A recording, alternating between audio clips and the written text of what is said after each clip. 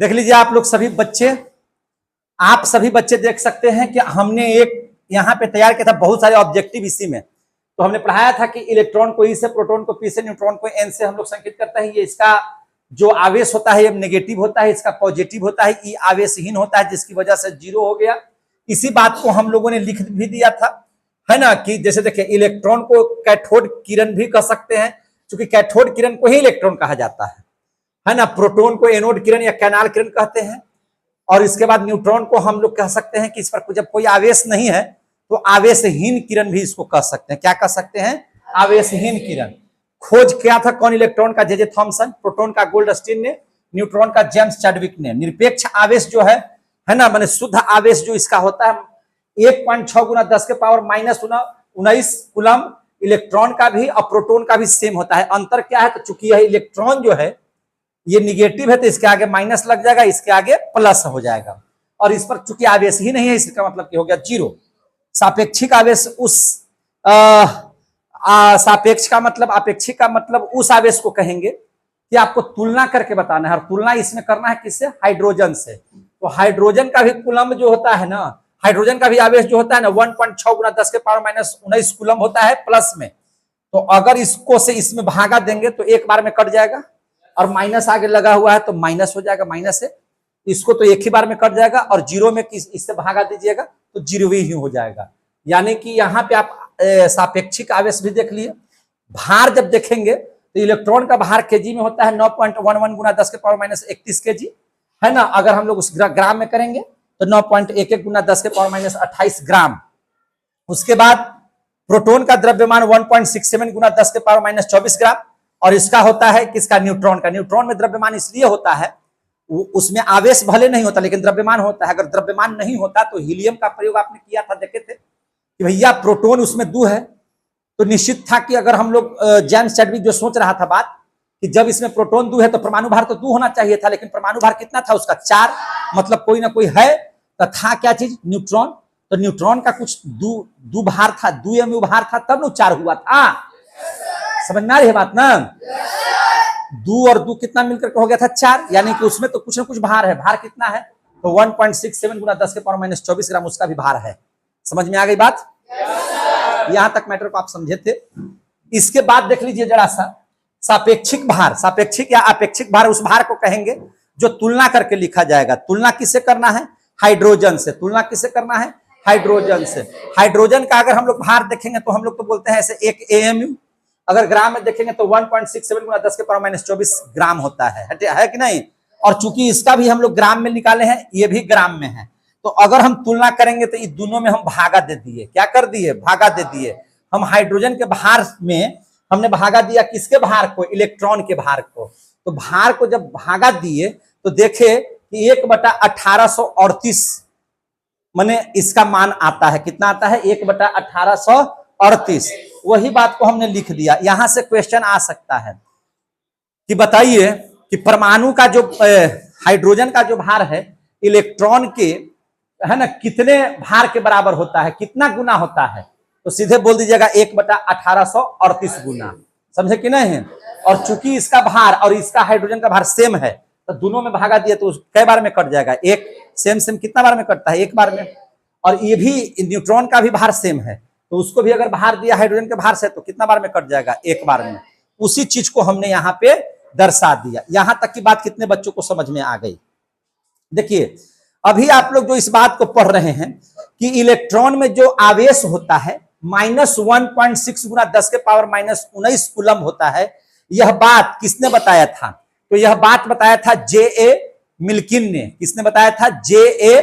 मिल्किन ने, है ना। यह बात किसने बताया था? ध्यान समझिएगा, किसने बताया था? हम लिख देते हैं यहाँ पे, देखें यहाँ पे J.A. मिल्किन। J.A. मिल्किन ने इस बात को बताया था। तेल की बूंदों से इस बात को बताया था कि इलेक्ट्रॉन का आवेश कितना होता है? -1.6 गुना 10 के पावर माइनस 19 कूलम के बारे में। समझ में आई बात? तेल की बूंदों पर प्रयोग करके इसने बताया था कि इसका मान इतना होता है। तो अगर आपसे अगर क्वेश्चन आता है तो इसको आप जहां देखिएगा तहां इसको टिक लगा दीजिएगा, कोई दिक्कत समझ में आ रही है बात मेरी? अब इस बात को अगर आप समझ लिए हैं तो हम चाहते हैं कि हम आगे बढ़ें। कोई दिक्कत है? अब आगे देख लीजिए। आगे जैसे ही हम लोग जाते हैं तो देखिए, अब इस बात को समझिएगा। अभी आप लोगों ने पढ़ा परमाणु संख्या के बारे में। परमाणु संख्या को हम लोग जेड से सूचित करते हैं, समझे कि नहीं? परमाणु संख्या को किससे सूचित करते हैं? जेड से। अब परमाणु भार को किस में सूचित करते हैं? ए से। पढ़े हैं कि नहीं पढ़े हैं? और आप देखिए ध्यान से, परमाणु जो संख्या होता है, परमाणु संख्या जो होता है वह किसके बराबर होता है? प्रोटॉन की संख्या के। अभी तो पढ़ रहे थे आप लोग, प्रोटॉन की संख्या के बराबर होता है। और प्रोटॉन की संख्या किसके बराबर होता है? इलेक्ट्रॉन की संख्या के बराबर होता है। इलेक्ट्रॉन की संख्या के बराबर होता है, यानी कि जय गो प्लस तय गो माइनस। किसी भी तत्व के परमाणु में, 118 तत्व के परमाणु में यही स्थिति है।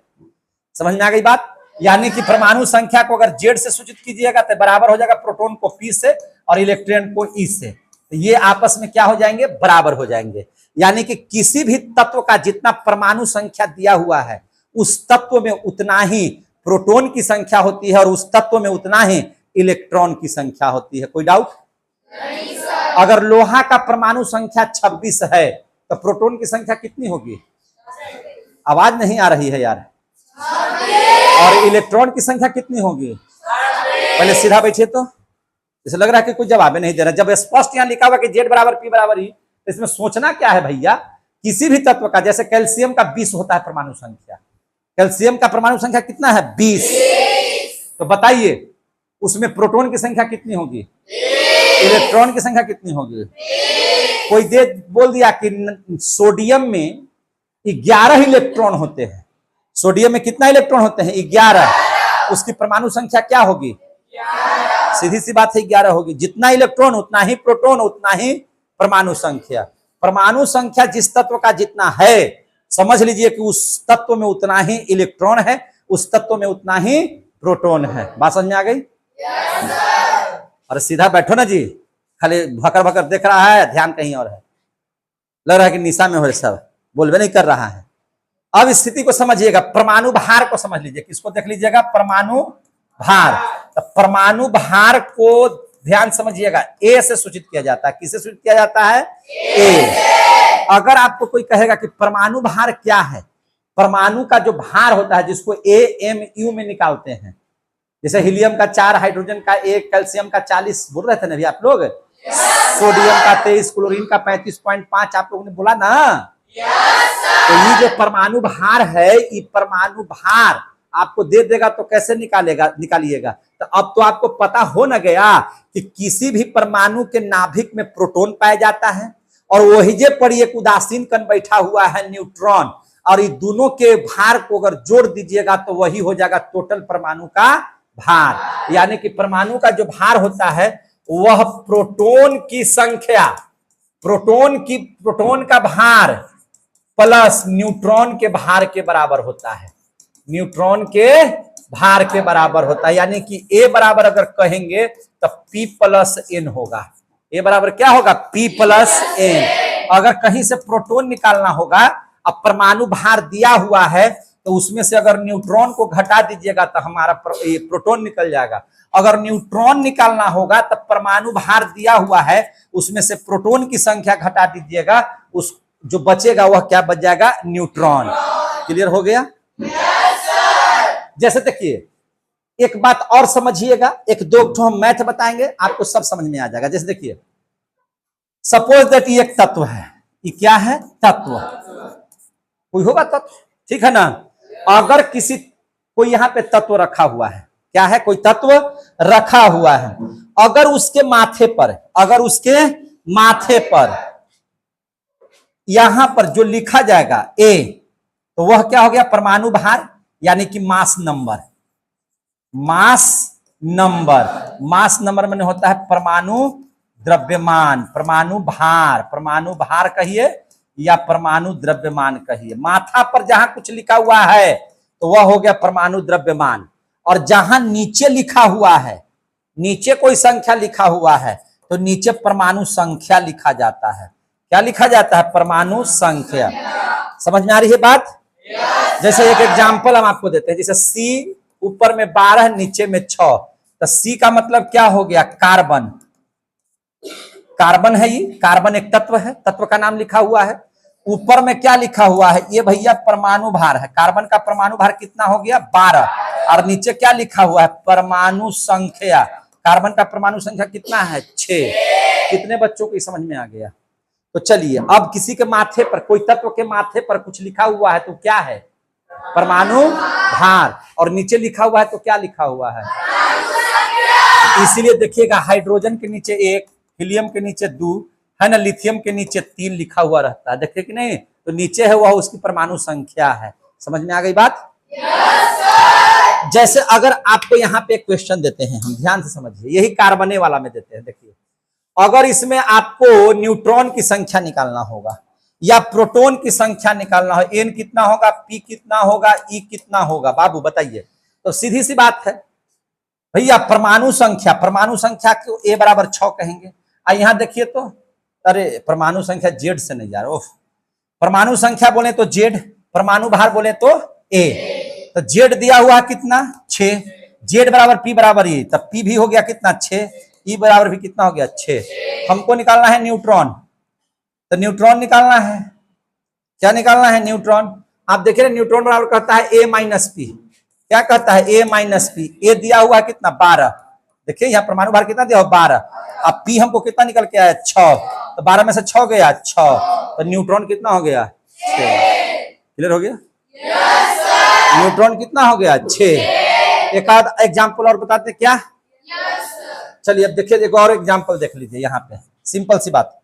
एक और एग्जाम्पल देख लीजिए, एक और एग्जाम्पल देख लीजिए। जैसे सोडियम का है परमाणु क्रमांक कितना? 11। इसका परमाणु भार कितना है? 23 है। तो अब बताइए, इसमें अगर आपसे कोई कह दिया कि इलेक्ट्रॉन कितना होगा, प्रोटॉन कितना होगा, या न्यूट्रॉन कितना होगा? सीधी सी बात है भैया, हमको A दिया हुआ है और Z दिया हुआ है। Z है 11, A है 23। सीधी सी बात हो गई। तो आप पढ़े हैं कि Z बराबर P बराबर E होता है। तो भैया Z तो 11 है, यानी कि P बराबर E हो गया, यानी कि प्रोटॉन 11, इलेक्ट्रॉन 11। क्लियर हो गया? अब रह गया न्यूट्रॉन का। तो न्यूट्रॉन बराबर होता है A माइनस पी। A दिया हुआ है 23, अब P दिया हुआ है कितना? कहने क्या हो? P दिया हुआ कितना? P दिया हुआ है 11। 23 में से 11 गया, कितना हो गया? 12। N बराबर कितना हो जाएगा? 12। समझ में आ गया बात? न्यूट्रॉन की संख्या कितना होगा? समझ में आ गया? तो आपसे पूछेगा कि न्यूट्रॉनवा रहता है कहाँ? तो जहां पे प्रोटोनवा रहता था। अरे भाई, न्यूट्रॉनवा चाहे प्रोटोनवा कहाँ रहता है? तो कोई भी तत्व के परमाणु के बीचवा में, नाभिक में। कहाँ पे? नाभिक में। तो न्यूट्रॉनवा कहाँ बैठा रहता है? नाभिक में। तो नाभिक में कई चीज रहता है? 2 चीज, प्रोटॉन और न्यूट्रॉन। और इलेक्ट्रॉन कहाँ रहता है? तो वह वृत्तीय पक्ष में, वृत्तीय कक्ष में, वृत्तीय जो उसका पथ है, वृत्तीय जो कक्ष है, उसी में वो क्या करता है? घूमते रहता है। एक एग्जाम्पल और ले लेते हैं, बताते हैं। देख लीजिए, एग्जाम्पल देखना है तो जैसे आर्गन का देखिए। किसका देखिएगा? आर्गन का। तो आर्गन का परमाणु संख्या 18, परमाणु भार कितना? 40। तो सीधे सीधे देखिए ना भैया कि हमको Z दिया हुआ है 18 और A दिया हुआ है कितना? 40। और कोई कहा कि आप बताइए न्यूट्रॉन की संख्या, तो सीधा देख लीजिए न्यूट्रॉन की संख्या। न्यूट्रॉन की संख्या सीधा होता है A घटाओ P। क्या होता है? A घटाओ P। तो भैया A घटाओ P को भी Z तो भी लिख सकते हैं ना, क्योंकि P बराबर Z। तो A है कितना? A है आपका 40 और Z कितना है? तो है 18।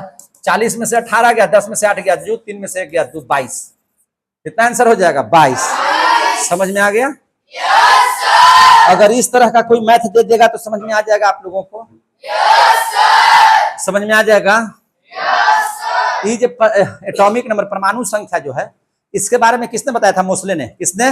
मोसले ने। मोसले नामक वैज्ञानिक ने बताया था परमाणु संख्या के बारे में। ठीक है, तो ये सब ध्यान में रखना है। अगर आ जाएगा क्वेश्चन तो आपको बताना है। अभी अगर ये समझ में आ गया तो हम आगे बढ़ें। अब ज्यादा टॉपिक नहीं है, मात्र 3 टॉपिक है, ध्यान से समझिएगा तो ये आपका आ जाएगा। क्या ध्यान से समझेंगे तो आ जाएगा? देखिए, अब आपको 3 चीज के बारे में समझना है। क्या क्या चीज? एक समझ लेना है समस्थानिक के बारे में, एक समझना है समस्थानिक, समझे कि नहीं? दूसरा समझ लेना है समभारिक। क्या समझना है? समभारिक। समभारी के बारे में, और एक समझना है सम न्यूट्रॉनिक।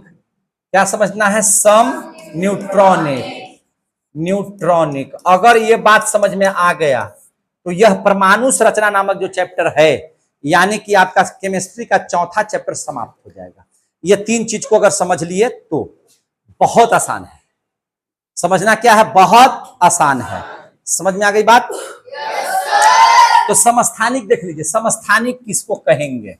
हम पढ़ाए भी थे समस्थानिक। कार्बन 12 जब पढ़ा रहे थे तो उसमें समस्थानिक का नाम नहीं लिए थे, उस समय नहीं समझाए थे। समस्थानिक का मतलब क्या हो गया? देखिए,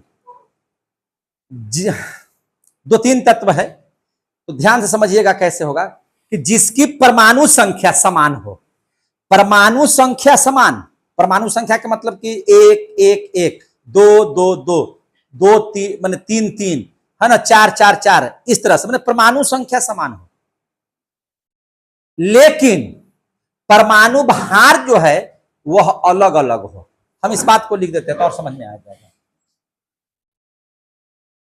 जिसका परमाणु संख्या समान, परमाणु संख्या समान, परंतु द्रव्यमान संख्या भिन्न भिन्न हो। क्या हो रहा है? समझे ध्यान से? Yes sir. जिसका परमाणु संख्या समान, परमाणु संख्या सेम हो, जैसे हम कोई तीन तत्व उठा लिए या तीन पदार्थ उठा लिए, तो तीनों का परमाणु संख्या समान होना चाहिए। मैंने नीचे लिखल का समान होना चाहिए।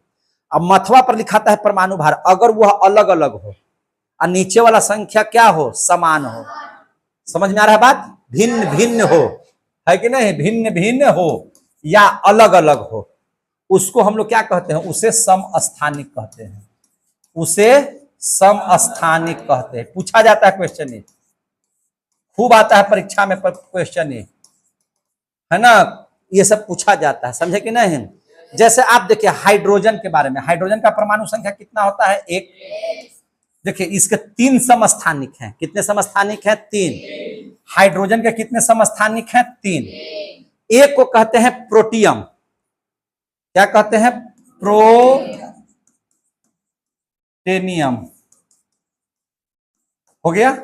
प्रोटेनियम को हम लोग कैसे सूत्र से लिखते हैं? परमाणु संख्या इसका देखिए 1 रहेगा और द्रव्यमान संख्या इसका क्या रहेगा? 1। दोनों रहेगा सेम।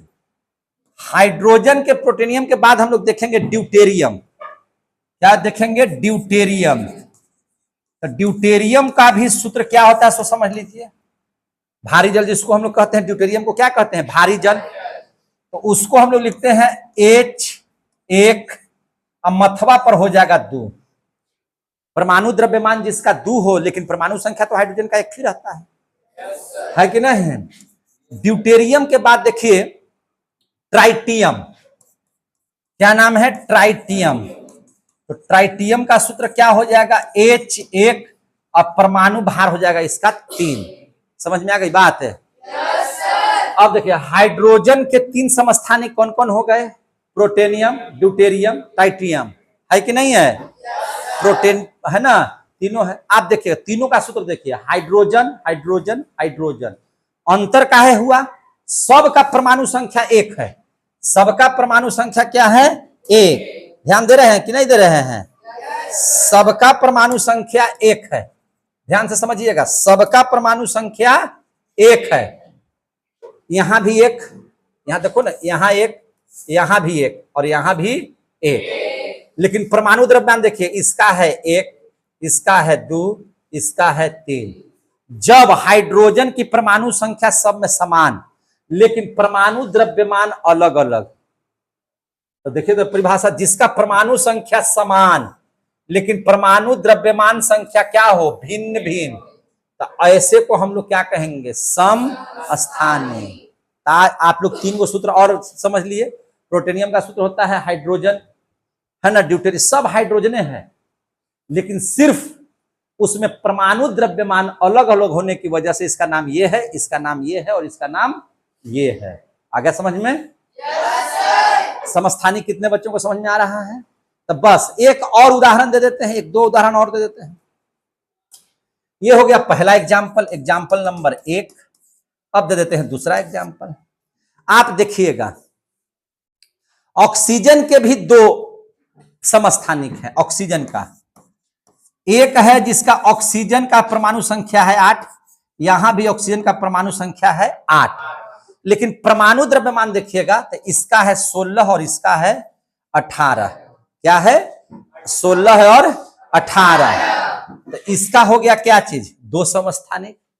परमाणु संख्या समान लेकिन परमाणु द्रव्यमान अलग अलग। जब इस तरह के तत्व होंगे तो इसको कहेंगे हम लोग समस्थानिक। एक और देख लीजिए, हम पढ़ाए भी थे आप लोगों को। कार्बन के बारे में बताए थे कि कार्बन, यहां भी कार्बन, कार्बन परमाणु संख्या 6 और 12, कार्बन 6 और 14 बताए थे कि नहीं बताए थे? तो देखिए यहां पे जब कार्बन 6 लेकिन परमाणु द्रव्यमान उसका 12, यहां भी कार्बन 6 लेकिन परमाणु द्रव्यमान इसका 14, तो कार्बन की समस्थानिक हो गए। कार्बन की क्या हो गए? समस्थानिक। कितने बच्चों को समझ में आ गया? कार्बन जो 14 होता है, ये जो देख रहे कार्बन 14, इसका प्रयोग बहुत इंपॉर्टेंट है। कार्बन 14 का प्रयोग क्या कहां होता है बताइए? तो कार्बन 14 का प्रयोग होता है जीवाश्म, माने जीवों के जीवाश्म का जो उम्र का पता लगाने के लिए। जैसे कोई पत्थर है, कोई पेड़ वगैरह है, तो वह कितना पुराना है या उसकी उम्र कितनी हो गई है उसका पता लगाने के लिए, यानी कि जीवाश्मों की आयु का पता लगाने के लिए कार्बन 14 का इस्तेमाल किया जाता है। समझ में आ गई बात? yes, बोलिए नहीं रहा है? yes, बहुत अच्छा है, ठीक है ना? तो इस तरह से आप लोगों को ध्यान में रखना है। क्या करना है? रखना है। कोई दिक्कत है? एक नाम सुनिएगा यूरेनियम का, यूरेनियम 235। और एग्जाम्पल ले लीजिए ना भाई, यूरेनियम 235। देखिए ध्यान से, यहां आप देखिए ध्यान से, यूरेनियम 235 आता है एक ठो। क्या आता है? यूरेनियम 235। एक होता है यूरेनियम 238। तो यूरेनियम 235 जो है, यूरेनियम 235 और यूरेनियम 238, इसके भी 2 अलग अलग द्रव्यमान होते हैं। 2 अलग अलग द्रव्यमान है। परमाणु संख्या यूरेनियम का सेम, लेकिन द्रव्यमान संख्या क्या हो गया? अलग अलग। तो ये क्या कहलाएंगे? ये समस्थानिक कहलाएंगे। क्या कहलाएंगे? समस्थानिक। समझ में आ रहा है कि नहीं आ रहा है? तो यूरेनियम 238 का उपयोग हम लोग किस लिए करते हैं? चट्टानों की आयु का पता लगाने के लिए। क्या चीज लगाने के लिए? चट्टानों की आयु का पता लगाने के लिए। चट्टान के आयु का पता लगाने के लिए, आयु का पता लगाने के लिए इसका इस्तेमाल होता है। किस लिए? तो जीवाश्म की आयु का पता लगाने के लिए, जीवाश्म आयु का पता लगाने के लिए। और यूरेनियम 235 का क्या उपयोग होता है? तो परमाणु भट्ठी में इसका उपयोग होता है। किसमें होता है? परमाणु भट्ठी में इसका उपयोग होता है। इसे भी याद रखिएगा, इसका उपयोग कहां होता है? परमाणु भट्ठी में। यानी कि समस्थानिकों का ही प्रयोग बहुत सारे चीजों के निर्माण में किया जाता है। समझ में आ गया बात? जैसे कोबाल्ट जो है ना, कोबाल्ट के समस्थानिक का प्रयोग किया जाता है कैंसर के उपचार में। कैंसर के उपचार में कोबाल्ट के जो द्रव्यमान होते हैं, है ना, जो समस्थानिक बनते हैं, माने अलग हो जाते हैं, उनका है ना इस्तेमाल किया जाता है कैंसर के उपचार में। किसके उपचार में? कैंसर के। कोबाल्ट 62 है ना, उसका उपचार, कैंसर के उपचार में उसका उपयोग किया जाता है। हमको पढ़ाना है समस्थानिक, बायोलॉजी भी नहीं पढ़ा रहे, है ना, समस्थानिक का बारे में पढ़ा रहे हैं। तो कितने बच्चों को समस्थानिक के बारे में समझ में आ गया? समझ में आ गया बढ़िया से? अब देख लीजिए जरा सा समभारिक के बारे में। समस्थानिक पढ़ लिए, अब हम लोग देख लेते हैं समभारिक के बारे में। समभारिक क्या है? देखिए इसका जस्ट उल्टा। समभारिक किसको बोलेंगे? इसके जस्ट उल्टा को बोलेंगे समभारिक। देखिए इसमें क्या था? परमाणु संख्या न समान था, अब परमाणु द्रव्यमान भिन्न भिन्न था, लेकिन इसमें क्या हो जाएगा कि परमाणु संख्या भिन्न भिन्न लेकिन द्रव्यमान संख्या समान, तो उसको कहेंगे समभारिक। इसका जस्ट उल्टा हो जाएगा क्या चीज, समभारे। वैसा परमाणु जिसका भार, देखिए वही बतिया को लिख रहे हैं, वैसा परमाणु जिसका भार, जिसका भार क्या हो, समान हो। अब भारे समान हो जाएगा, जिसका भार क्या हो, समान हो, परंतु परमाणु संख्या अलग अलग हो। परमाणु संख्या क्या हो, अलग अलग हो, अलग अलग हो, तो उसे हम लोग क्या कहते हैं, समभारे। उसको हम लोग क्या कहते हैं, समभारे। बहुत अच्छा उदाहरण हम आपके बीच में रख रहे हैं, आप अपने ही देख लीजिएगा और बढ़िया से पढ़ाए भी हैं आपको। आप देखिए 3 तत्व लेते हैं, आर्गन, क्या लेते हैं, एक आर्गन, एक लेते हैं पोटेशियम और एक लेते हैं कैल्शियम। कितने बच्चे बता सकते हैं कि आर्गन का परमाणु संख्या कितना होता है, 18। आर्गन कहां मिलता है, 18 नंबर पर। पोटेशियम का देखिएगा तो ठीक इसके बाद है 19 में, कहां है 19। और कैल्शियम को देखिएगा कहां है, 20 में। अब बताइए, इसका परमाणु संख्या 18, इसका 19, 20 अलग अलग है ना, तो परमाणु संख्या अलग अलग हो गया कि नहीं हो गया, लेकिन द्रव्यमान तीनों का 40 होता है। तीनों का कितना होता है, 40। तीनों का परमाणु द्रव्यमान कितना होता है, 40। अब बताइए यहां पे परमाणु संख्या क्या था, अलग अलग, अब परमाणु द्रव्यमान क्या हो गया, सेम। तो परमाणु द्रव्यमान समान, अब परमाणु संख्या अलग अलग, तो क्या बोलेंगे, जोर से बोलो ना, समभारे। तो इसको क्या बोलेंगे, समभारे। तो समभारी का उदाहरण दीजिएगा तो 18, 19, 20 को ले लीजिएगा, परमाणु द्रव्यमान सबका 40 एमयू होता है, ठीक है ना। तो जब इस प्रकार के होंगे तो इसको क्या बोलेंगे, समभारी। अब देख लेते हैं सम न्यूट्रॉनिक, क्या देख लेते हैं, सम न्यूट्रॉनिक।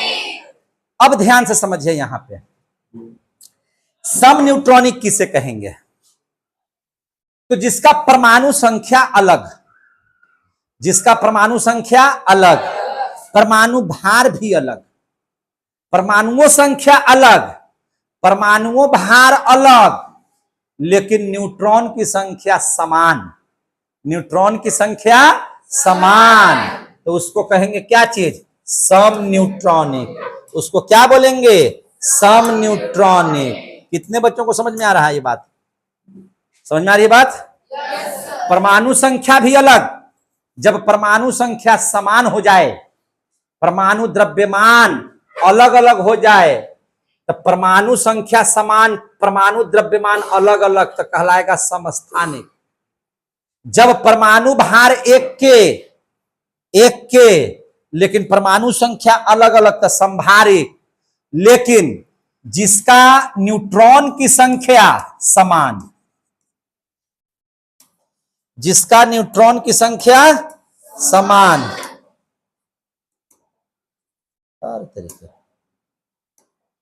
जिसका न्यूट्रॉन की संख्या, न्यूट्रॉन की संख्या समान, परंतु परमाणु संख्या और द्रव्यमान संख्या अलग अलग हो, दोनों अलग अलग हो, अलग अलग हो। आ रहा समझ में, दोनों क्या हो, अलग अलग हो, दोनों क्या हो, अलगे अलगे हो, तो उसको क्या कहेंगे, सम न्यूट्रॉनिक। सम न्यूट्रॉनिक में याद रखिएगा, सम न्यूट्रॉनिक का मतलब होता है कि न्यूट्रॉन की संख्या जो है समान होनी चाहिए, न्यूट्रॉन की संख्या समान होनी चाहिए। इसमें देखिए सम स्थानिक, इसका स्थान समान होना चाहिए। सम भार, भार भार भार समान होना चाहिए। सम माने बराबर, भार माने भार, वजन, तो जिसका वजन सबका समान होना चाहिए, जिसका स्थान समान होना चाहिए। स्थान के मतलब नीचे, परमाणु संख्या, आगे समझ में, एक ही स्थान पर तो है लेकिन परमाणु अलग, समझ में आ रही बात है, फिर से समझ। सम स्थानिक, सम माने बराबर, क्या चीज बराबर, स्थानिक माने स्थान, तो हाइड्रोजन का स्थान 1 पर है, तो एक के पर सब होना चाहिए। देखिए एक के पर सब है, यहां देखिए कार्बन एक के पर, ऑक्सीजन एक के पर 8 है, 6 है। स्थान समान हो जाए, सम स्थानिक बराबर स्थान, सम भारिक भरवा, भरवा बराबर होना चाहिए, भार बराबर होना चाहिए, सम न्यूट्रॉनिक यानी कि न्यूट्रॉन समान होना चाहिए। कितने बच्चों को आ गया, समझ में आ गई बात है? एग्जाम्पल बोलेगा कि इसका सर कुछ एग्जाम्पल दीजिए, तो कैसे हम समझेंगे? तब आप एग्जाम्पल लीजिएगा और समझ में आ जाएगा आपको, तो हमको बताइएगा। जैसे देखिए सोडियम और मैग्नीशियम ले लीजिए, सोडियम और मैग्नीशियम। आप हमको जैसा जल्दी से जवाब दीजिए। सोडियम की परमाणु संख्या 11, मैग्नीशियम का 12, होता है कि नहीं होता है? इसका परमाणु द्रव्यमान 23 और इसका 24। गलत कि सही?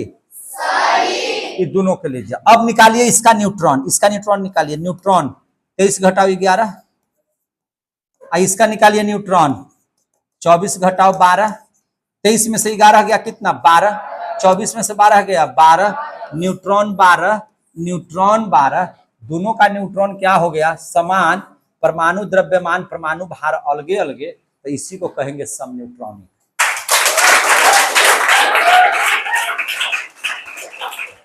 मजा आया? चैप्टर द एंड समझ में आ गया? अच्छा लगा आप लोगों को? तो अच्छा लगा तो अब हम लोग नेक्स्ट चैप्टर में मिलेंगे। कब मिलेंगे? नेक्स्ट चैप्टर में। इस सबको में कहीं से दिक्कत हुआ? हम लोग केमिस्ट्री का क्या चैप्टर समाप्त कर दिए? पहला चैप्टर क्या पढ़े थे? दूसरा चैप्टर पदार्थ का वर्गीकरण या क्या हमारे आसपास के पदार्थ शुद्ध, एक ही बात है। तीसरा क्या पढ़े थे? परमाणु, अणु, आण्विक। चौथा क्या पढ़े? परमाणु संरचना, एटॉमिक स्ट्रक्चर। समाप्त हो गया। हम लोग अगले क्लास में मिलेंगे। कब मिलेंगे? अगले क्लास में। तब तक के लिए जय हिंद, जय भारत।